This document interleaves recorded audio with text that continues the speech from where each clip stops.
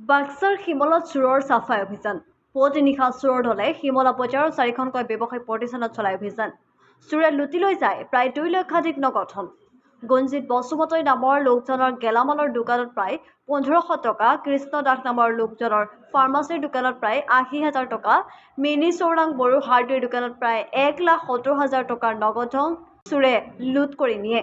মুন্থাৰ ব্ৰহ্ম নামৰ লোকগৰাকীৰ হাৰ্ডৱেৰ দোকানখনৰ পৰা চোৰে কিছু ধন নিবলৈ সক্ষম হয়। শিমলা আৰক্ষী থানাৰ 100 মিটাৰ নিলগত হয় এই চুৰিকাণ্ডৰ ঘটনা। চিচি কেমেৰাৰ সংযোগ আঁতৰাই চোৰে চলাই চুৰি অভিযান। উক্ত স্থানত শিমলা আৰক্ষী উপস্থিত হৈ চোৰৰ বিৰুদ্ধে অব্যাহত ৰাখিছে তদন্ত।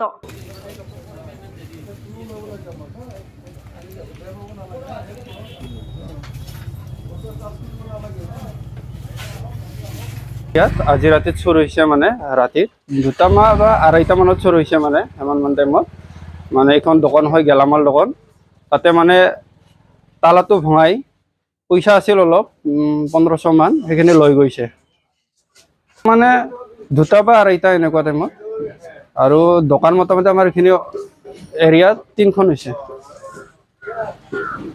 আপোনাৰ 1:30 মান বজাত আৰু দোকান 3খন লুট কৰি লৈ গৈছে। এখন আপোনাৰ হাৰ্ডৱেৰ আৰু মোৰ এখন ফাৰ্মাচী আৰু এখন গেলামাল। কিমান মান টাইমত হৈছে? না 1:30 মান বজাত হৈছে। কিমান মান টকা তেওঁলোকে লৈ গৈছে? মই 80,000 লৈ গৈছে আৰু সিহঁতৰ মই ক'ব পৰা নাই বৰ্তমানলৈকে।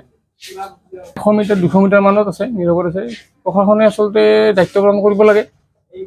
ইমান ওচৰতে থাকিও তেখেতসকলৰ ওচৰতে যদি এনেকুৱা কাণ্ড হয় মানুহৰ নিৰাপত্তা ক'ত থাকিব এনেকৈ হ'লে।